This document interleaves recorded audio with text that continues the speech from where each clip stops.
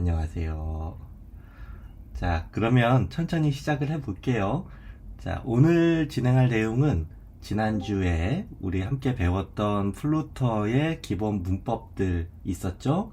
변수 상수부터 객체 지향에 대한 이야기까지 진행을 했는데, 좀 제가 더 알려드려야겠다 생각한 점들이 있어서 그 내용들 제가 추가로 또 설명을 드리고, 그 이후에 남은 이야기들 컬렉션부터 널에 대한 이야기까지 제가 준비한 내용 함께 여러분과 살펴보면서 다트 언어를 좀 마스터해 보도록 할게요. 오늘은 제가 좀 늦게 시작을 하는 바람에 또 그리고 지난번 시간에 놓쳤던 내용을 다시 좀 알려드리는 과정에서 시간이 좀 길어질 가능성이 있기 때문에 오늘도 적절하게 끊다 보면은 11시 반 전에 끝나지 않을까 생각을 해봅니다. 자, 그러면 진행을 할게요. 지금 화면 잘 보이죠? 네. 그러면 지난 시간에 배웠던 내용 한번 다시 살펴보고 들어가 보도록 할게요. 강의 자료는 늘 그렇지만 깃허브에 이렇게 올라와 있습니다.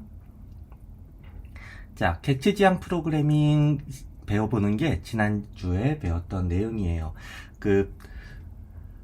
다트 언어는 객체 지향 언어의 특성을 최대한 간략하지만 나름 충실히 담아보려고 노력한 언어라고 봐야겠습니다. 그런데 원래 이 다트 언어가 시작을 할 때 목표가 크롬 웹브라우저를 비롯한 웹브라우저들에서 자바스크립트를 대체하기 위한 목적으로 나온 언어이다 보니까 자바스크립트가 가지고 있는 객체 지향을 구현하기 위한 문법들을 그대로 구현할 수도 있었겠죠. 그런데 이제 대체하기 위한이라는 말이 좀 중요해요. 자바스크립트가 가지고 있던 객체 지향 구현이 실제로 산업 현업에서는 한계에 부딪혔다 하는 이야기들이 나오니까 그 점을 극복하기 위해서 나름 객체 지향에 더 다른 종류의 것들을 가져와서 자바스크립트가 구현하고 있는 객체 지향의 단점들, 실제로 산업 현장에서는 한번 객체 클래스 형식을 만들면 그 형식대로 찍어 나와서 인스턴스들을 활용하도록 이렇게 해줘야 될 것 같은데, 왜 자바스크립트는 철학적인 문제가 좀 있죠? 한번 만들면 그 틀을 정하지 놓지 않고 새로운 형식의 내용 프로퍼티와 메소드들을 계속 추가하거나 변경할 수 있게 만들어주느냐, 이런 걸 가리켜서 넉타입이라고 하는 표현이 있긴 해요. 그 덕타입이라고 하는 자바스크립트의 특성 때문에 산업 현장에서는 자바스크립트로 한계가 있다, 이거 대신할 수 있는 무언가를 기다린다 하는 신호가 계속 있었고, 그것을 향해서 대안으로 나온 것 중에 하나가 다트 언어였단 말이에요. 그래서 다트 언어는 자바스크립트가 가지고 있던 객체 지향의 특성을 극복하기 위해서 강타입 언어 특성, 그리고 덕타입이 아니라 뭔가 클래스의 형식을, 내용을 잘 정해놓으면 그 내용에 추가로 임의로 프로퍼티를 추가한다거나 메서드를 추가한다거나 변경하는 작업들은 익스텐션, 그러니까 익스텐드, 확장, 여기서 이제 상속이라 부르죠. 상속이라든지 또 이제 믹스드 같은 작업들을 명시적으로 가져가지 않는 이상은 이제 클래스 자체의 변경을 함부로 가할 수가 없다, 이러한 이야기들을 하는 것이 다트 언어가 얘기하는 객체 지향 프로그래밍의 특성이에요. 그렇게 본다면 마치 여러분들이 스위프트 언어를 다뤘을 때의 객체 지향 프로그래밍하고 거의 유사한 성격을 지니고 있는 걸 알게 됩니다. 이렇게 만들면 장점이 무엇이냐? 장점이 무엇이냐 하면, 산업 현장에선 한번 이 틀을 정하면 이대로만 돌아간다는 거지 라고 약속이 되기 때문에 신뢰하고 이 내용을 가져다 쓰면서 매번 이 클래스로 의한 타입으로 찍어 나온 인스턴스를 활용할 때 그 타입 원래 있던 대로 그대로 쓴 거 맞아? 중간에 내용 다른 걸로 바뀐 거 아닐까? 프로퍼티 이런 게 더 추가된 거 아닐까? 그런 프로퍼티가 다른 걸로 바뀐 거 아닐까? 매번 체크해 보면서 활용할 이유가 없어져요. 한번 정해진 클래스의 프로퍼티와 메소드가 있으면 그 내용만 가지고 충분히 우리가 신뢰를 하면서 쓸 수 있기 때문에 활용하는 코드 입장에서는 코드량이 줄어들 수 있는 효과가 난다. 이것이 바로 산업 현장에서 요구했던 객체지향 프로그래밍의 현 상황이었거든요. 자바스크립트의 덕타입이라고 하는 것도 물론 잘 쓰는 분들은 또 철학적인 이해와 함께 잘 쓰십니다. 그런데 현업으로 객체지향을 활용하시는 분들은 상당수가 자바 언어 또는 일부 이제 외국에선 C# 같은 언어들을 활용해서 객체지향을 시스템을 구축하고 쓰기 때문에 자바스크립트를 대체하는 목적으로 나온 언어에게도 이러한 요구사항들을 원했던 거죠. 물론 이제 다트 언어는 처음 오리엔테이션 때도 말씀드렸지만 자바스크립트를 대체하는 용도로 쓰기보다는 사실상 플루터라고 하는 모바일 크로스 플랫폼 앱을 만드는데 쓰이는 언어가 되긴 했지만 말이죠. 자, 그래서 이 다트 언어의 객체지향 프로그래밍을 이해해 보시기 위해서는 스위프트에서 배우셨던 클래스하고 거의 유사하게 한번 어떤 개념이 어떤 개념하고 유사한가 한번 꿰어 맞춰 보면서 보시면은 도움이 될 수도 있습니다. 자, 그래서 객체지향 프로그래밍 지난 시간에 이렇게 한번 훑어봤는데요. 제가 좀 설명드리다가 좀 넘어간 부분이 있었어요. 잘 생각대로 안 돼서. 그 내용은 이제 접근 지정자라고 해서 어디서든지 접근 가능하거나 내부에서만 접근 가능하거나 하는 것들에 대한 이야기였는데, 문법적으로 보면 프라이베이트인 속성이나 메서드 같은 거, 특히 속성 같은 거에는 이제 언더바를 앞에다가 그 이름 앞에 붙여서 이렇게 언더바 네임 같은 걸 붙이는 것만으로도 프라이베이트로서 성격을 정의한다 라고 하는 게 있었단 말이죠. 자, 이런 점을 좀 주목을 해 주시고요. 그리고 생성자라는 것도 좀 독특한 점이었어요. 생성자라고 하는 건 이건 보시는 것처럼 네임과 에이지를 받아서 지금 여기에 있는 클래스 안에 있는 네임과 에이지에다가 바로 담을 내용들을 이렇게 두 가지 매개 변수로 받아서 처리해 버려서 하나의 퍼슨을 바로 만들어내겠다. 그러니까 스위프트 같은 경우에는 굳이 클래스에서 이런 이니셜라이저 만들려면 init 메소드 만들고 안쪽에다가 이제 실제로 이제 할당하는 코드들을 개별적으로 작성을 했잖아요. 이런 게 필요 없도록 한 줄로 끝내도록 뻔한 패턴이니까 이렇게 가자 하는 내용이 여기에 녹아져 있습니다.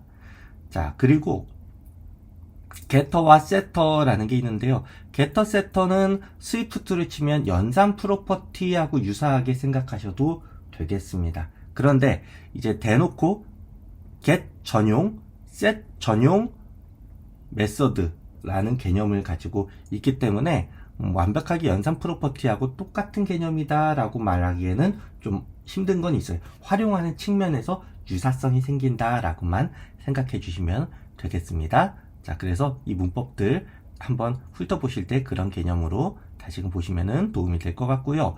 자, 상속도 이어집니다. 상속은 이미 존재하는 클래스에 있는 것에 추가적인 프로퍼티, 추가적인 메소드 또는 대체하는 메소드 같은 것들을 이야기하려고 하면은 이제 상속이란 개념을 써야 되는데, 여기선 extends라고 하는 키워드와 함께 상속받을 내용을 무엇으로부터 상속받을지와 함께 클래스 정의문에 써주면 person을 상속하는 스튜던트가 준비가 됩니다. 그 이후에 추가적인 메소드. 그런데 생성자라고 하는 게 앞에 있었죠? 생성자 같은 경우에는 좀 코드가 좀 독특한 것이 여기 또 있기 때문에 한번 눈여겨보실 필요가 있습니다.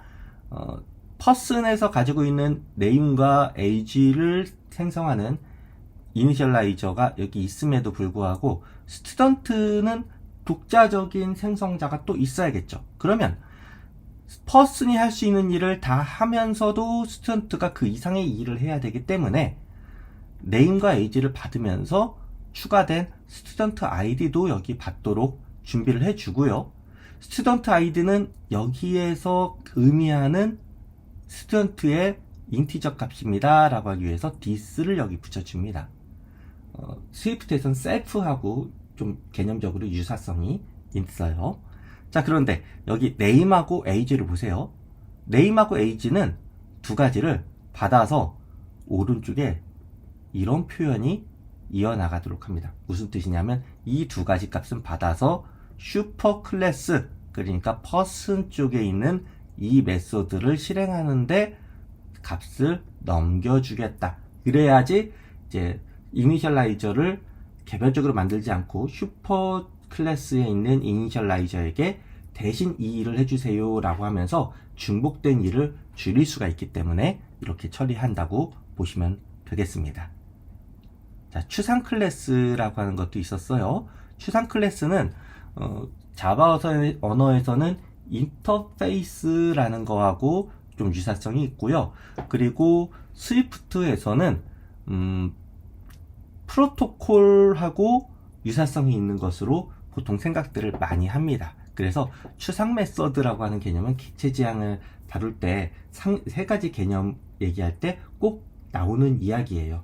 객체 지향이라고 하는 이야기를 하게 되면 개념적으로는 세 가지를 보통 이야기하는데, 첫 번째가 캡슐화, 그러니까 바깥에서는 안쪽에 프라이베이트로 되어 있는 내용들을 존재도 알 수가 없고 접근할 수도 없다. 캡슐화. 그리고 두 번째가 상속, 그 내용을 추가적으로 뭔가 할 수 있는 것은 상속을 받아서 해결할 수 있다. 그리고 마지막으로 얘기하는 것이 추상이라고 하는 개념이 있습니다. 추상화라고 하는 개념. 추상화라고 하는 개념은 이제 많이 우리가 직접 앱을 만들 때 우리가 직접 추상 클래스를 만들 일이 많이 있지는 않습니다, 실제로. 그런데 만약에 우리가 만드는 프로그램이 내 선에서 만드는 앱에서 끝나는 게 아니라 남이 만들어야 될 앱에 도움을 주는 라이브러리 같은 거를 만들게 해야 될 필요가 있다. 또는 내가 앱을 만들더라도 앱의 규모 자체가 상당히 크다. 이럴 때는 추상 클래스를 활용을 해서 각종 클래스들이 상속을 받지 않고도 이 추상 개념을 구현하는 구현체로서 클래스들이 되게 만들면 적어도 이 추상 메서드는 해당 클래스에서 받아줄 수가 있는 준비가 돼 있잖아. 그럼 실행을 해야지. 라는 일종의 약속, 프로토콜이 되기 때문에 이 개념을 많이 활용하게 됩니다. 상속을 또 우회해서 활용하는 개념이라고 보셔도 돼요. 그래서 abstract라는 표현으로 추상성을 이야기하고요. shape라고 하는 추상 클래스에는 더블값 타입으로 면적이라고 하는 내용을 담을 수 있게 하는데, 여긴 최소한 가져갈 수는 있게 하자. set은 할지 말지는 나중 결정하고 일단 get 가능하게 만들어주자 라고 하는 약속을 요구하면은 이 shape라고 하는 추상 클래스를 확장 발전시켜서 circle이라고 하는 거를 만약에 구현한다고 할 때는 반드시 여기 보신 것처럼 해당하는 내용을 구체적으로 추상화되어 있는 걸 구체화시키는 코드가 들어가야 됩니다. 그런데 겹치겠죠. 상속하는 거하고 똑같은 식으로 이렇게 받아들여진 거라 겹치는 내용을 이제 구체적인 것으로 바꿔야 되기 때문에 override라는 표현 키워드를 여기 annotation을 붙여주면서 구체화된 내용을 이렇게 뒤에 적어주는데, 자, 이거 지지난 시간이죠. 지지난 시간에 제가 이걸 뭐라고 말씀드렸냐 하면 화살표를 활용한 함수, 이런 식으로 말씀드린 적이 있습니다. 그래서 그 람다식이라고 하는 표현까지도 언급해 드린 바가 있으니까 데이 1에 알려드렸던 내용 한번 살펴보시면 좋겠습니다. 자, 믹스인이라고 하는 건 클래스의 추가 기능을 제공하는 방법. 아까 보셨던 건 스위프트 입장에선 프로퍼티라고 한다면, 지금 보시는 믹스인이라고 하는 건 익스텐션이라고 보기도 좀 가능은 한데, 엄밀히 말하면 익스텐션하고 똑같지는 않아요. 익스텐션을 스위프트에서 다룰 때는 예를 들면 UI 뷰 같은 것을 익스텐션 쓰겠다 하게 되면 UI 뷰 이름을 그대로 두고 UI 뷰를 호출할 때 이런 내용도 더 추가할 수 있게 해주겠어 라는 식으로 새로운 이름을 정하는 게 아니라 이 이름의 추가 기능만 언급한다 식으로 이야기할 수 있는데, 믹스인 같은 경우에는 자체적인 이름을 일단 정해놓게 합니다. 그래서 이 메소드를 어디든지 붙일 수 있는 존재로서 따로 두겠다. 그리고 이 개념을 클래스에다가 붙여나가겠다. 이렇게 이야기하는 거죠. 자, 왜 이런 차이가 나느냐? 철학적인 차이도 있고 여러 가지 있지만, 스위프트는 엄밀히 말해서 프로토콜과 익스텐션이라고 하는 개념을 오브젝티브-C에서 영향을 받아서 온 것도 있지만, 결국에 스위프트에선 이 개념들을 극대화시켜서 객체지향, 클래스를 완전히 좀 배제를 하더라도 코딩이 가능한 수준으로 가게 하자. 그래서 스트럭트를 중심으로 해서 프로토콜과 익스텐션으로 상속이란 개념을 대체할 수 있는 것으로 만들기 위한 노력 끝에 프로토콜 지향 프로그래밍, 팝이라고 하는 개념을 만들게 되죠. 그런데 플루터는 여전히 객체지향이거든요. 그래서 플루터에서는 이러한 객체지향 개념을 계속 이야기하려다 보니까 클래스를 중심으로 클래스를 놓칠 수는 없는 거예요. 클래스에 이 개념들을 하나씩 접붙이게 하는 방식으로 여기서 언급하고 있다라고 하는 철학적인 개념만 여러분들이 이해를 하신다면 스위프트 언어에서 배우셨던 개념들과 플루터, 다트에서 이야기하는 이 개념들을 비교해 보면서 여러분들이 하나씩 익숙하게 가져가실 수가 있을 겁니다. 자, 이후에 제가 언급해 드린 내용, 열거형이라는 게 있었어요. 열거형은 스위프트에서는 열거형도 하나의 타입을 만드는데 중요한 개념으로 설명이 되죠. 특히 스위치 문과 합해졌을 때, 결합이 됐을 때, 활용이 될 때 강력한 힘을 얻는다. 이런 경우도 보여드리는 바가 있었죠. 저하고 공부해 보신 분들 아시죠? 그런데 다트 언어에서의 이넘 열거형은 그거보다는 좀 약간 미니멈한 그 서브셋 같은 개념을 가지고 있습니다. 그리고 매번 점 찍고 이렇게 이야기한 것뿐만이 아니라 그 타입 이름으로서의 것들도 직접 다 언급을 해야 되는 문법적인 차이도 있고요. 그래도 이렇게 활용하는 기본적인 형태는 거의 같습니다. 기본적인 건 같아요. 근데 이제 차이가 있다면 여기에 무슨 메소드를 더 추가한다거나 하는 것들은 여기서 언급은 되지 않기 때문에, 자, 이 정도에서 열거형이 활용된다. 기본적으로 열거될 수 있는 이 타입이 가질 수 있는 값은 여기부터 여기 있는 것 중에 하나예요 라고 하는 언급만 되는 것 이야기로 활용이 되고 있다 정도로 여러분들이 보아주시면 좋겠습니다. 자, 그러면 오늘의 주요 내용 들어갈게요. 자, 오늘이 다트 마지막인가요? 그럴 수도 있고 아닐 수도 있습니다. 네, 지금 제가 좀 늦게 시작을 했기 때문에 오늘 여러분들 또 질문이 있거나 또 제가 설명을 더 집중해서 해드릴 게 있다고 판단이 되면, 그러면 다음 시간에도 이어서 이번 주 수요일까지 다트 언어를 좀 다뤄보는 시간 위주로 가져보려고 하고요. 그리고 제가 좀 보여드리고 싶은 사이트가 있어요. 혹시 플루터로 뭔가를 만들어 보고 싶다 라고 생각을 하시는데 다트 언어가 아직은 익숙하지 않아서 라고 생각하시면 한번 재미삼아 가볼 수 있는 사이트 중에 이런 게 있습니다. 플루터 플로우라는 사이트예요. 제가 이거 필요하면은 한번 언급해 드리는 걸 넘어서 데모도 한번 해드릴까 고민도 있는데, 이게 뭐냐면요, 플루터를 위해서 다트 문법을 100%다 이해를 하고 들어가기도 참 쉽지 않은 일이죠. 그런데 언제까지 우리가 앱 만드는데 좀 자꾸 미룰 수만은 없잖아요. 그런 상황이 된다면, 여러분 앱을 빨리 좀 만들고 싶다면 이 플루터 플로우라고 하는 서비스, 구글이 직접 만든 건 아니지만 구글에서 언급을 종종 하는 그런 서비스입니다.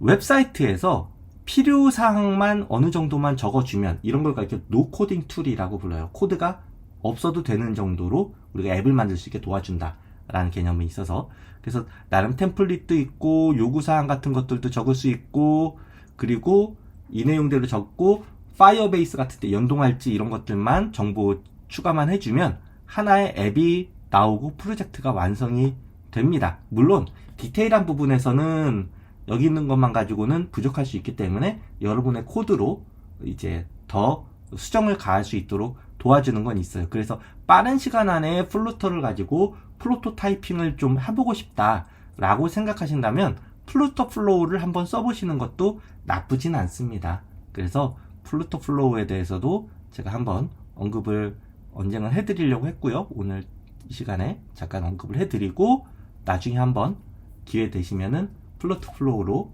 프로토타이핑 한번 해보시는 것도 나쁘진 않을 것 같아요. 이 결과는 플루터 프로젝트로 다운로드 받을 수 있는 걸로 제가 알고 있습니다. 네.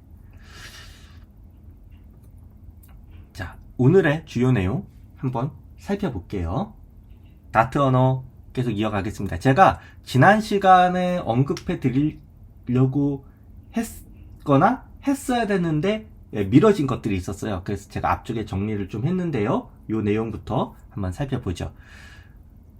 다트에서 상수를 만들 때 두 가지 키워드가 가능하거든요. 파이널이 있고 콘스트라는 게 있어요. 두 가지가 모두 있어요. 이 키워드가 차이가 있느냐? 라고 한다면 차이가 있다라고 여기서 얘기합니다. 이것도 어쩌면은 플루터를 활용하는 그 회사에 면접을 가게 된다면 실무 기술적인 면접 볼 때 여러분들이 답을 하셔야 되는 내용일 수도 있습니다. 그래서 제가 여기 적어 놨는데요. 자, 파이널이라는 키워드를 써서 이렇게 변수화되어 있는 거 앞에 파이널을 적어서 뭔가를 만들게 되면 런타임 할 때 한 번만 값을 할당할 수가 있어요. 그래서 변수가 선언이 될 때 값이 정해지지 않아도 돼요. 무슨 뜻이냐? 자리는 잡아놓고 언젠가 내용은 들어오겠지? 그런데 내용이 들어오면 그 다음부터 못 바꾸게 할 그릇이야 라고 하는 것이 파이널입니다. 그래서 변수의 값이 한 번만 할당되면 변경되지 않고 보장하고 싶을 때 사용합니다. 그래서 돌아가고 있는 와중에 그 내용이 결정이 되면 그때부터 이제 변경을 못하게 하는 경우예요. 그래서 처음 심어지는 내용을 외부에 있는 if문 같은 걸로 다르게 조절을 해서 심을 수도 있다는 뜻입니다. 한번 심는 것 자체는 가능하니까 그 값을. 그래서 클래스 멤버의 변수를 초기화하거나 함수의 매개 변수를 상수로 만들고 싶을 때 사용을 한다고 해요. 함수의 매개 변수 같은 경우도 상수로 만들기 꽤 괜찮을 경우가 있죠. 왜? 가져온 원본 값을 그대로 유지한 채로 추가적인 계산만 하고 싶을 때, 그럴 땐 파이널을 통해서 그 값을 활용하는 게 괜찮다. 자, 변수의 값이 한 번만 설정하면 되고 컴파일 시에는 알 수 없는 경우에 사용을 한다. 그러니까 컴파일 빌드할 때는 어떤 값이 담길지는 아직 모르잖아. 빌드되고 나서 생각해보자. 그래서 사용자 입력 값이나 API 호출 결과 같은 것들을 일단 가져오자. 가져오고 나서 박제시켜서 메모리상에서 이건 변경 못해. 근데 콘스트는 이야기가 다릅니다. 콘스트는 컨스턴트, 그러니까 좀 더 빽빽한 그런 빡빡한 조건으로 상수를 만드는 기법이에요. 그래서 컴파일 시에 값이 결정이 돼요. 그래서 변수가 선언될 때 반드시 상수 표현식으로 초기화가 할당이 되어 있어야 됩니다. 반드시. 그리고 컴파일 시에는 값이 결정되는 상수를 만들고 싶을 때 사용하는 거. 그래서 그때는 컨스트를 써야 되고요. 그래서 불변객체라는 말도 쓰여요. 리터럴 값을 대체해서 코드를 더 명확하게 만들고 싶을 때 사용합니다. 자, C 언어, 오브젝티브 C 저한테 배워보신 분들은 아시겠지만 C 언어 계통에서는 전처리기라고 해서 sharp define이라고 하는 전처리기가 있습니다. 그 키워드를 쓰면 이 내용은 이걸로 대체돼서 컴파일할 때, 빌드할 때, 컴파일할 때 대체 적용이 될 거야 라고 하는 경우가 있거든요. 그거 완전히 똑같지는 않지만 컨스트는 그런 경우에 가까워요. 빌드하는 타이밍에 그 내용을 이걸로 심어서 가버리겠다. 그러니까 완전히 그 리터럴한 내용, 문자열, 그러니까 헬로월드, 숫자 1, 2, 3 이런 거를 일일이 여기저기 쓰기보다는 앞쪽에다가 콘스트로 바꿔주면 그 내용들이 다르게 매번 한번 정해진 내용으로 바뀌어서 빌드가 되게끔 해버리겠다 라고 할 때 콘스트를 쓰는 게 좋다는 거죠. 아이고, 제가 또 뭔가 눌렀군요. 네. 그래서 수학 상수, 파이값, 색상 코드. 색상 코드는 어떤 게 있을까요? 예를 들면 그 화이트 값이라고 하면은 RGB 값으로 치면 100%, 100%, 뭐 이런 거 있죠? 블랙이면 0%부터 0% 세 가지 삼원색을 정한다거나 이런 값들을 의미할 때는 콘스트 같은 것들로 미리 쭉 만들어주고 활용하는 게 코드 나중에 진행할 때도 도움이 된다. 이넘 타입을 쓰는 경우도 콘스트를 많이 응용해서 쓰는 경우도 많겠죠. 자, 그래서 파이널 예시를 한번 보여드리고 파이 예시도 한번 여기 적어놨는데 제가 코드로 직접 입력하면서 설명을 드리도록 하겠습니다. 자, 내용은 메인 함수가 무조건 있어야 되기 때문에 이 내용을 두고 그 위에다가 코드를 적어보도록 할게요.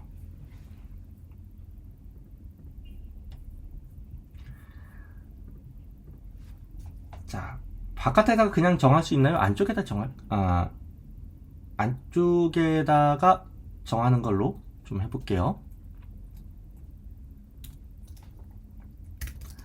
파이널이라고 정하면 이렇게 타입을 적는 것만으로도 이야기할 수가 있습니다. 그리고 만약에 name이라고 하는 참이냐 거짓이냐를 좀 내용을 바꿔서 참이면 name은 red,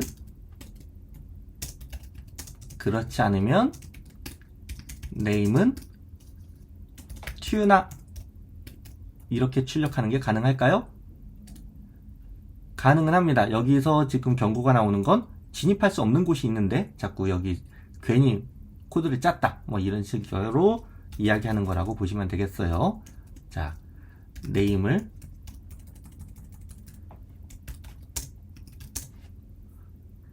이렇게 출력하도록 해서 red라고 나오는 걸 보실 수 있죠. 자, false 값으로 바꿔볼까요? tuna라고 바뀌는 걸 볼 수 있습니다. 근데 이런 코드가 나중에 많아지고 길어지면 여기다가 true, false를 직접 집어넣는 건 좀 위험하겠죠. 자, 이런 경우에 또 쓸 수 있는 게 바로 이런 겁니다. const. 그래서 불리형 값으로 is red라고 하는 것을 만들고 true인 경우 만들어 준 다음에 여기다가 언급을 해주면 이렇게 true다, false다 의 상황에 따라서 값들이 바뀌게 대입이 되는 경우를 보실 수가 있죠. 근데 콘스트에다가 제가 만약에 이걸 넣지 않아 볼게요. 예, 벌써 뭐라고 합니다. 이유는 콘스트는 처음부터 할당을 뭔가를 해줄 필요가 있기 때문이죠. 그래서 콘스트는 통상적으로 한 줄 안에 할당하는 것을 다 적어주게끔 하는 것을 기본으로 하고요. 파이널은 할당을 하는 경우도 있지만 할당을 안 해도 됩니다. 언젠가 할당을 하게 되면 그 이후에 바꾸는 것이 안 되는 것 뿐이에요. 네, 이게 실행이 안 된다는 거죠. 네, 안 됩니다. 자, 이런 식으로 여러분들이 이해를 하신다면 콘스트와 파이널의 차이점을 이해하시면서 보시는데 도움이 되겠습니다. 자, 그러면 제가 더 정리한 내용 여기 밑으로 표로 제가 정리한 건데 한번 보시죠. 파이널과 콘스트. 파이널은 초기화 시점이 파이널은 런타임, 그러니까 실행 중이다 라고 할 때 초기화가 할당이 가능하고요. 콘스트는 컴파일 빌드 될 때 그 내용이 대체돼서 해당하는 내용으로 컴파일 되는 식이 돼버린다. 자, 사용하는 용도는 변수 값을 한번 할당해서 불변성을 보장할 때 파이널을 쓰고요. 상수를 생성해서 불변 객체를 생성하자, 이런 경우는 콘스트를 활용을 합니다.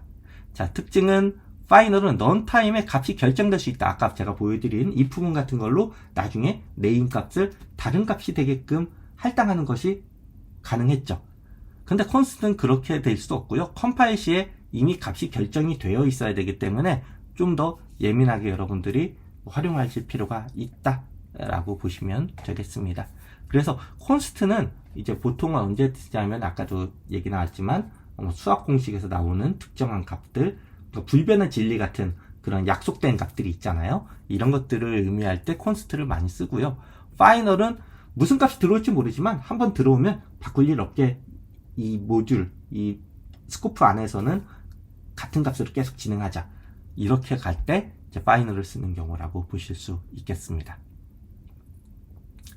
자, 지난 시간에 좀 얘기하다가 좀 말았던 내용인데요. 프라이베이트 프로퍼티 제가 추가적으로 다시 좀 준비를 했습니다. 아마 이 내용은 저도 지금 좀 헤매는 지점이 개인적으로는 있어서 확실하게 더 정리해 드릴 수 있는 내용이 있으면 다시 또 언급을 해 드릴게요. 나중에. 프라이베이트 프로퍼티, 클래스 내부에서만 접근 가능한 속성을 의미합니다. 자, 그래서 프라이베이트 프로퍼티를 선언하려면 안쪽에서만 접근 가능한 속성을 프로퍼티를 선언하려면 변수 이름 앞에 언더스코어 언더바라고 부르는 이 문자를 앞에 이렇게 붙여주는 것만으로도 선언이 가능합니다.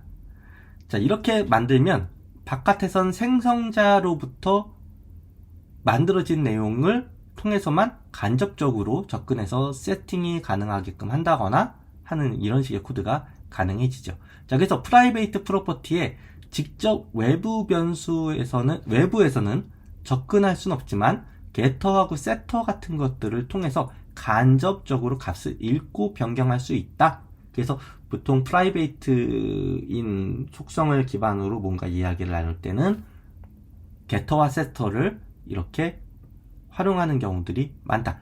자, 여기 보시면 이거는 셋에 해당하겠죠? 자, 밑에 보시면 게터가 이렇게 추가적으로 있는 거, 화살표 함수 람다식이 있는 걸로 보실 수가 있어요. 여기서 보면 밖에선 name과 age라고 직접 대놓고 언급해서 접근하려고 하지만 안쪽에는 언더바로 되어 있는 내용을 확인해야 되기 때문에 이건 직접 밖에서 건들 수가 없다. 예, 그래서 실제로 프라이베이트니까 게터를 통해서만 간접적인 방법으로나 가능하다라고 하는 이야기를 여기서 보실 수가 있습니다. 좀 더 코드가 길어진 경우를 한번 보실 수가 있는데요.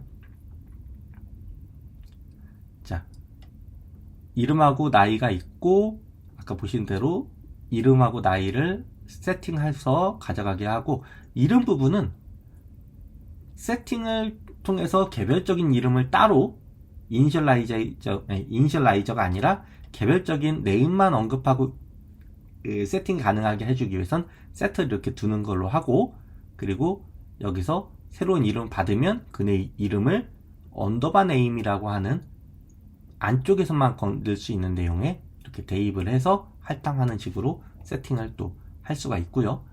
age라고 하는 값은 특정한 값을 가져오는데 조건을 걸어서 처리하도록 했어요. 그래서 age 값을 나이다 보니까 0세는 있어도 마이너스 몇 살 이런 건 없잖아요. 그래서 0보다 크거나 같은 조건일 때만 할당을 하고, 그렇지 않으면 프린트문을 통해서 조건을 이야기해서 할당을 거절하는 이런 코드가 나오게끔 세터를 정해 놓으면 age 값은 안쪽에서 늘 0 이상인 값으로 보존이 가능하겠죠. 자, 메인 함수에서 해당하는 코드 활용하는 사례가 이렇게 있습니다. 자, 여기까지 내용은 지난 시간에 배웠던 내용 다시 제가 추가적으로 언급을 하면서 다시금 보여드린 사례이긴 하니까 봐주시면 좋겠고, 라이브러리 네임스페이스 이런 이야기들도 있었는데 제가 밑에다가 제가 아마 언급을 했을 거예요. 예, 그런데 이제 그 내용들은 조금 이제 오늘 진행하는데 한계가 있을 것 같고 아마 다음 시간 수요일날 해야 되지 않을까. 왜냐면 지금 벌써 11시 5분이잖아요. 예, 11시 반 전에 제가 끝내기로 했기 때문에. 자, 그러면 이렇게 돼 있는 코드 한 번만 제가 다시 라이브 코딩으로 보여드리고 컬렉션 이야기 넘어가서 오늘 컬렉션까지만 진행해 보는 걸로 하겠습니다. 자, 컬렉션 들어가 보겠습니다. 자, 있던 코드 여기 지우고요. 클래스를 만들어 보겠습니다. 클래스 스튜던트. 그래서 여기에는 이름도 있고 나이도 있게끔 해주려고 하는데요. 근데 이 내용들은 바깥에서 함부로 건들 수 있는 게 아니라 안쪽에서만 건들 수 있는 내용으로 이렇게 언더바 처리를 해주려고 합니다. 근데 이제 이름하고 나이 부분을 그래도 바깥에서 세팅은 가능하도록 해줘야 되기 때문에 물론 여기다가 초기 값을 이렇게 넣는 경우도 있지만 이게 꼭 옳은가 이 문제는 고민을 해봐야 돼요. 나중에 배우시겠지만 널값하고 관련된 내용이기도 합니다.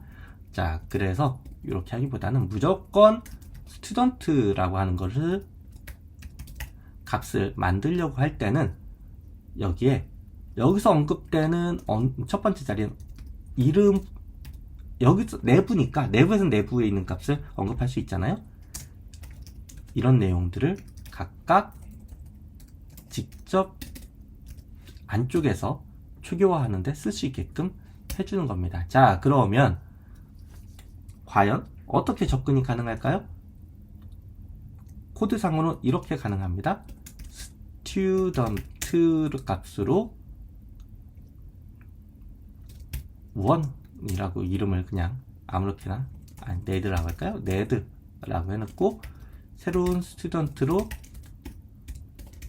네드는 13살 같은 식으로 네드를 만들 수가 있습니다.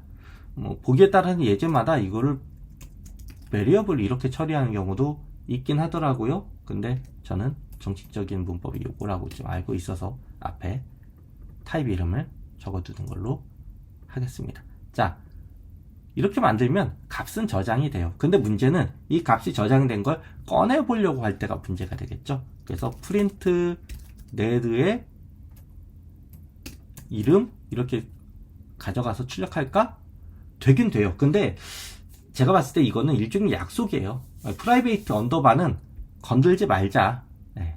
마치 우리가 게임할 때 롤 같은 게임할 때 어머니 안부 물어보면은 안 되는 것처럼 여기서 이렇게 네드 언더바 치면은 안 되는 걸로 일종의 약속이 돼 있는 거라고 보시면 되겠고요.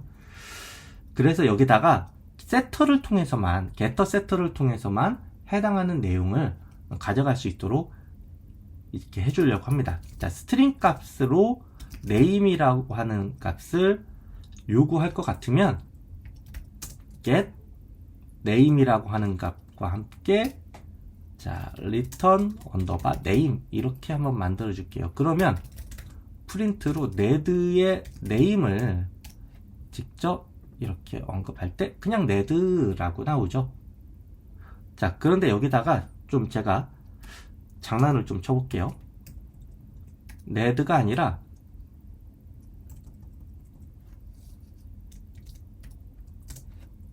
이게 좀 문제가 될 때가 있어요. 남자가 아니면 어떡할 건데. 근데 이제 남자라고 저는 치고 미스터 네드 이렇게 만들어줄 수도 있는 거죠. 보내줄 때. 왜냐? 세터니까. 자, 이 화살표식이 이렇게 짧게 나올 수도 있어서 좋은 경우도 많지만 좀 헷갈린다 할 때는 처음엔 이렇게 길게 써주시는 식으로 가셔도 상관은 없어요.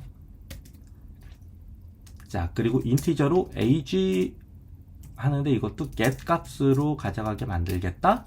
return 언더바 age. 그러면 age도 13이라고 하는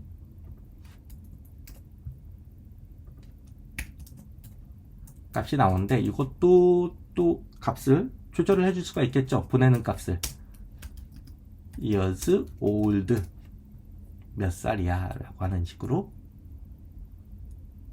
이야기를 할 수가 있습니다. 그런데 제가 뭔가 네, 이거 인티저라고 말을 해놓고 문자로 보내는 걸 했군요. 예, 이런 경우는 좀 곤란하다. 물론 이런 거 가능하죠. 한 살 더 더해서 한국식 나이로 보내주겠다. 이런 것도 가능합니다.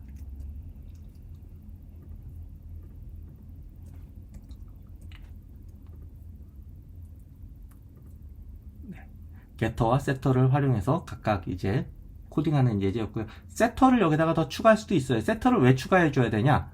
여기 지금 초기화할 때 이름하고 나이를 각각 정해놨기 때문에 이런 식으로 이야기를 하게 되면 나중에 이름하고 나이 중에 하나 값만 더 추가적으로 바꿀 이유가 생겼다. 뭐 개명을 했다거나 뭐 나이가 한 살 더 올라갔거나 이런 경우에는 뭐 개별적인 값을 따로 바꿔줄 필요가 있겠죠. 이럴 땐 세터를 만들어주는 걸로 가능하죠. 자, 일단 set 이야기만 하고 네임 값이 새로 세팅이 될 텐데 네임 값이 세팅이 될 땐 스트링 값으로 이름이라고 하는 게 올 거야. 그러면 언더바 네임이라고 하는 건 여기 들어온 이름으로 하지 뭐 이런 식의 코딩이 가능합니다. 자, 한번 여러분도 프라이베이트 좀 연성화된 프라이베이트 개념이라는 생각이 들어요. 바깥에서 이렇게 언급을 하면은 안 되게끔 해야 되는데 클래스 바깥에서도 제어가 지금 나름 되는 측면이 있기 때문에 완전히 막힌다기보다는 좀 여러분의 신뢰를 바탕으로 돌아가는 그런 측면이 있습니다. 그리고 제가 미리 좀 살펴봤는데 다트 언어에서는 그 네임스페이스와 패키지, 라이브러리 관련된 개념 지난 시간에 질문 주신 게 있었죠. 그 개념이 약간 좀 스위프트하고 달라요. 그래서 그 개념은 나중에 제가 좀 정리해서 말씀드리면서 그때 또 이 접근자하고 어떤 관련성이 있는지는 다시 그때 알려드려야겠습니다. 그러니까 상당히 좀 다른 부분이 있더라고요. 아예 없는 개념도 있고요. 네. 자, 그러면 오늘의 주요 내용 컬렉션, 컬렉션까지 좀 들어가고 오늘 수업 좀 마쳐보도록 할게요. 널 개념은 좀 힘들 수 있기 때문에 이건 수요일로 좀 미뤄둘게요. 자, 컬렉션 들어가겠습니다. 컬렉션 순서가 있는 데이터의 집합인 리스트부터 이야기를 할 수가 있어요. 그래서 주요 메서드들을 보면은 리스트는 뭐하고 비슷하냐면 array, 배열하고 비슷하다고 보시면 됩니다. 그래서 이 리스트에다가 요소를 추가할 수 있는 add, 제거하는 remove, 그리고 불값으로 리턴 값이 나오게 되는 이런 게 그 안에 들어있어? 물어보는 contains, 그리고 정렬해주는 sort까지 메서드들이 기본적으로 제공이 되고요. 자, 예제 한번 만들어 보죠.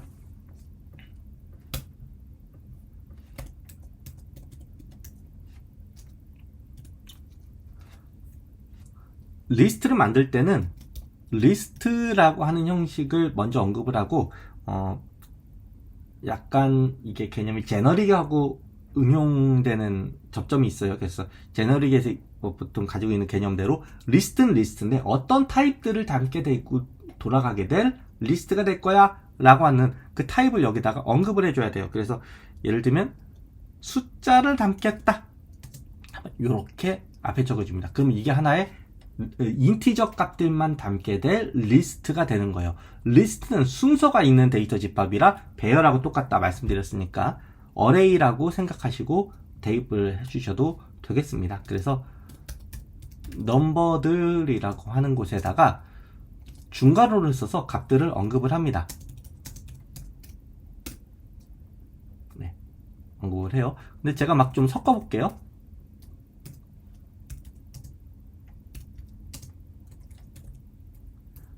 이렇게 섞어서 여기다가 프린트 문으로 넘버스의 0번째 있는 값을 출력을 하자. 한번 출력을 해보겠습니다. 그럼 0번째가 1입니다. 그러니까 지금 인덱스 값으로 본다면 내용은 5개가 있지만 통상적인 컴퓨터 프로그래밍 언어들에서는 이 안쪽에 있는 내용들을 0번째부터 시작하는 걸로 계산하기 때문에 0, 1, 2, 3, 4까지 되는 이런 식으로 몇 번째 내용인지 계산한다 라고 하는 거 보실 수가 있죠. 자, 그래서 이 코드를 조금 확장을 떠서 활용하려면 당연히 반복문하고 응용되는 사례가 생깁니다. 반복문 한번 만들어 볼까요? 반복문으로 인덱스 0. 자, 인덱스 값은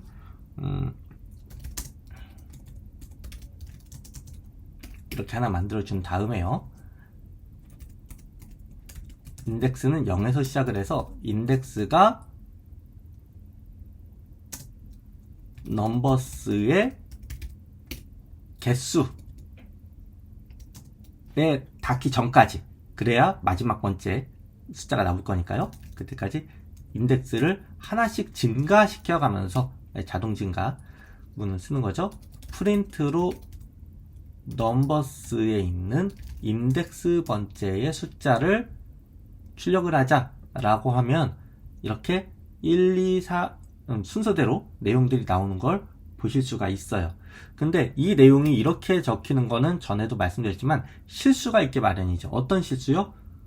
존재하지 않는 몇 번째라고 하는 걸 언급해서 여기서 그런 거 없는데 이런 경우는 어떻게 되느냐, 자바스크립트 같은 경우면 웹브라우저에서 계속 그 사이트가 떠 있어야 되기 때문에 냅둘 거예요.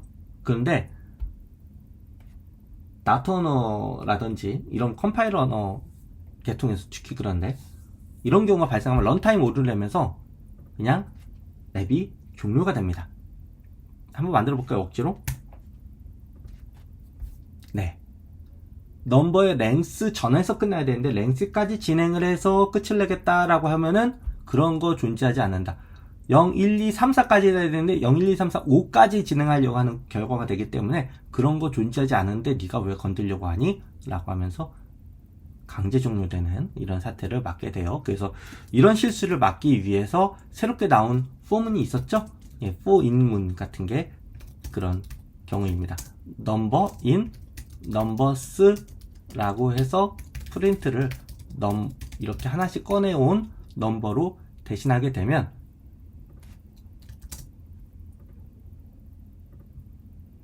네, 잘 나오죠. 자, 그래서 이렇게 나온 문장을 통해서 보시면 아시겠지만 for in문 웬만하면은 활용할 수 있으면 최대한 활용하시는 게 좋습니다. 물론 이것만으로 모든 게 다 해결되는 건 아니에요. 가끔 뭐 하나 건너뛰고 몇 개씩 막 이런 거 할 때는 여기 그 조건을 바꿔가면서 건너뛸 개수만큼 처리해서 뭔가 효율성을 높이는 작업을 해야 될 수도 있기 때문에 for in이 모든 것을 대체하는 건 아니지만 가급적이면 사람의 실수를 줄이기 위해서라도 for in문을 쓰시는 걸 권장드립니다. 자, 여기다가 내용을 한번 추가해 보는 걸 할까요? 자, 내용을 추가를 해 보겠습니다.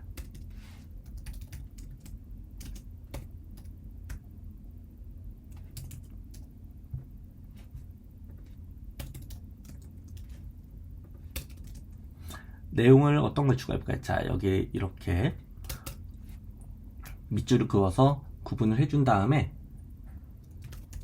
넘버스에다가 add 숫자 10을 한번 넣어주겠습니다.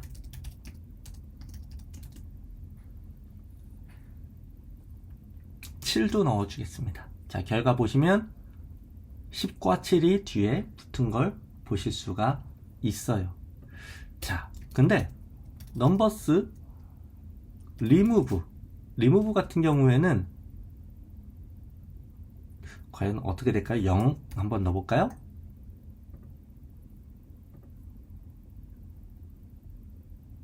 변화가 있나요? 변화가 안 보이네요. 그러면 10을 한번 다시금 언급해 보는 걸 해보겠습니다. 그래요. 약간 여기서 컬렉션에서 가지고 있는 리스트, 나트 언어가 가지고 있는 리스트는 일반적인 우리 컴퓨터 언어에서 어레이 다룰 때하고 약간 다르게 리무브라고 할 때 몇 번째 건 없애라 라고 하는 게 아니라 그 내용이 있는 거 없애라 라는 거에 가깝게 되어 있어요. 만약에 이거를 2번에 걸쳐서 언급을 하면 어떻게 될까요? 하나는 살아남습니다. 뭐 이런 특성을 보여주고 있네요. 자, 그래서 이런 것도 한번 챙겨보시면 좋겠고요. 그리고 프린트 문으로 넘버스가 contains 3이라고 하는 숫자를 포함하고 있는가? 라고 물어볼 때 그렇다라고 하는 경우도 보실 수가 있습니다.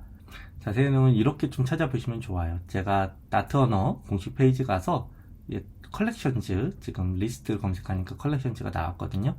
가시면은 기본적인 코드들이 이렇게 쭉 나오는 걸 보실 수가 있는데요. 프린트 대신 어서치라고 하는 것을 쓰는 사례도 있습니다. 이것도 한번 참고해 보시면 좋겠고요. 여기에 리스트에 대한 구체적인 예시들이 나옵니다. add 이렇게 하나 하는 것도 있고, add all이라고 해서 여러 개를 동시에 추가하는 경우도 있고요. remove at이라고 해서 몇 번째 걸 지우는 것도 있습니다. 그리고 다 지워라, remove all이 아니고 그땐 clear라고 하는 것을 보여주고 있네요. 그리고 add 쭉 나가고, 그 다음에 이제 set으로 넘어가는 사례로 보여주고 있으니까 이것도 한번 살펴보셔도 좋겠습니다. 자, 리스트는 그렇고요. 맵이라는 게 있습니다. 맵, set까지만 좀 알아볼게요. 맵 같은 경우는 이렇게 생각하시면 됩니다. 딕셔너리, 스위프트의 딕셔너리하고 유사해요. 그래서 키와 밸류의 값들로 모든 내용들을 언급하는 요 형식을 취하고 있고, 하나씩 내용들 챙기는 것도 이런 식으로 거의 유사하죠. 네, 보여주고 있습니다. 그래서 특정 키가 존재하는지 알 수 있게끔 하는 이런 메소드들도 따로 있다. 컨테인즈 키, 이런 키 그 안에 있어요? 라고 물어보는 메소드가 있다는 것도 맵의 특징으로 보실 수가 있어요. 주의하실 점, 선언 자체할 때 맵인데 키하고 밸류를 각각 어떤 타입으로 할지를 이렇게 컴마 찍고 명시하는 방식을 쓴다. 그런데 내용은 콜론으로 이렇게 이어서 가도록 한다. 문법적인 익숙함이 좀 필요한 지점입니다. 자, 그리고 set 마지막입니다. set은 순서가 없고 중복된 값을 허용하지 않는 데이터의 집합이에요. 그래서 아까 보셨던 리스트 같은 경우에는 매번 실행할 때마다 같은 순서로 계속 내용들이 나왔죠. 근데 set으로 이걸 진행하게 되면 그러면 내용들이 출력할 때 어떤 순서로 출력이 될지는 사실 아무도 보장은 못해요. 그 대신 이제 재밌는 거는 아까 리스트에다가 내용을 숫자 10을 더 추가했을 때 어떻게 됐습니까? 계속 숫자 10이 중복되게 여기저기 살아남는 걸 볼 수 있었죠. 그렇지만 set은 그럴 일이 없다. 한 번 들어간 내용에 중복된 내용이 추가될 것 같으면 그런 내용은 그냥 무시를 해버린다 라고 하는 게 특징입니다. 그래서 set에 새로운 요소를 추가한다거나 요소를 제거한다거나 특정 요소가 있는지 확인한다거나 하는 것들이 여기서 제시해 수 있는 예제 코드가 되겠어요. 자, 여기도 문법적으로는 대괄호는 아니고 중괄호를 쓰는 set의 또 특성이 있습니다. 그러니까 대괄호를 쓰는 경우는 다트 언어에서는 리스트, 배열 하나에만 집중을 해놓고 맵이라든지 set에는 이렇게 중괄호를 쓰는 경우로 문법이 정해져 있다. 이렇게 보시면 되겠습니다. 자, 그래서 제가 좀 긴 코드를 준비했거든요. 순서가 중요하고 중복을 허용해야 될 때는 리스트, 키와 값의 쌍으로 데이터를 관리해야 될 때 맵, 중복을 허용하지 않고 집합 연산이 필요할 땐 set이라고 이렇게 선언할 수가 있어요. 그래서 스튜던트 객체를 만들 수 있는 클래스를 이렇게 준비해 놓고 네임과 에이지 갖고 각각 이니셜라이제이션 할 수 있도록 처리해 준 다음에 이 내용들을 리스트로 담게 되면 이런 형태를 띄울 수 있고요. 만약에 맵으로 유사하게 내용들을 가져가고 싶으면 이렇게 또 처리가 가능합니다. 만약 과일 같은 경우라면 이거는 중복할 이유는 없죠. 과일 종류들만 나열을 쭉 할 건데, 그래서 사과, 바나나, 딸기로 셋 만드는 것도 보실 수가 있고요. 그래서 내용들 출력할 때 보면은 아까 리스트는 for 인문을 쓰는 사례 보셨고요. 특정 나이의 학생의 나이 출력할 때는 아까 보셨던 맵을 활용해서 이렇게 특정한 키에 대한 value를 가져오는 것으로 보실 수가 있습니다. 그리고 for 인문을 통해서 set도 이렇게 출력할 수가 있는데 아마 이거는 실행할 때마다 결과가 매번 다를 수가 있다. 자, 다트에서 스프레드 연산자라고 하는 게 있어요. 점점점이라고 하는 표현이 있는데 간간히 보이는 내용입니다. 이걸 쓰게 되면 리스트, 셋, 맵의 요소들을 개별 요소를 펼쳐서 전달하는데 사용된다라고 합니다. 자, 무슨 뜻이냐 하면 자, 여기다가 제가 한번 코드 예제를 보여드리도록 할게요. 예제 코드를 보시면 숫자들을 이렇게 리스트 하나 만들어서 인티저 값들만 담을 거예요. 그래서 이름은 아까 봤던 그대로 갈게요. 1, 2, 3, 4, 5 이런 식으로 입력들을 해놓고 이 값들을 가지고 추가적인 값을 여기 뒤에다가 추가해 주려고 하면 add all이라고 하는 걸 쓸 수도 있지만 이런 방법도 가능하다는 거예요. 인티저로 more numbers라고 하는 것에다가 넘버스에다가 뭔가를 더 추가하겠다면 넘버스를 앞에다가 넘버스를 언급해주면 되는데 이거는 타입이 다르죠. 이 내용을 끄집어내서 여기다가 넣어줘야 되고 그 이후에 6, 7을 넣어주고 싶다라고 하면 앞에다가 앞쪽의 내용이니까 점점점만 찍어줘도 인정을 해주면서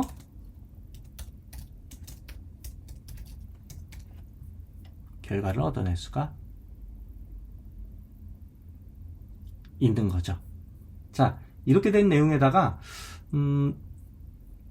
제가 이거 소팅하는 사례 아까 좀 잘 못해드렸는데 여기다가 좀 한번 적어 드릴게요.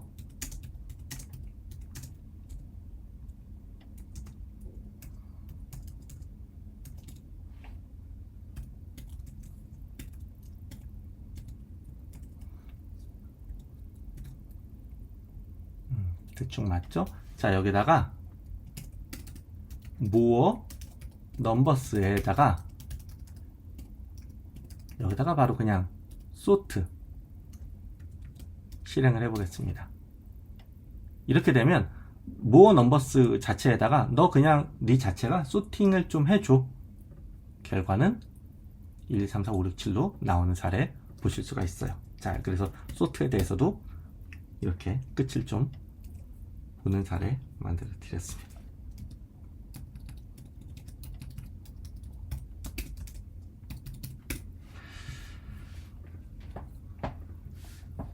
자, 그 이후에는 함수형 프로그래밍이 있고요. 1급 객체 뭐 이런 이야기도 있고 그리고 애니에 관련된 이야기도 있고 그 밖에 계단식 표기법 이야기도 있고요. 좀 내용들이 좀 셉니다. 널에 대한 이야기. 이게 좀 다음 시간에 중심이 되는 이야기가 될 것 같아요. 자, 이 이야기들은 오늘 배운 내용 복습하고 다음 시간에 배울 이 내용들을 중심으로 해서 수요일 날 말씀드리기로 하겠습니다. 오늘 좀 늦어서 미안합니다. 예, 11시 반까지는 제가 끝내드리려고 했는데 살짝 좀 늦었네요. 자, 그러면 오늘 내용도 유튜브에 다시 올려드리기 할 거니까 좀 늦으신 분들은 다시 유튜브로 봐주시면 고맙겠고요. 저는 수요일날 다시 찾아뵙도록 할게요. 감사합니다. 수요일날 뵐게요.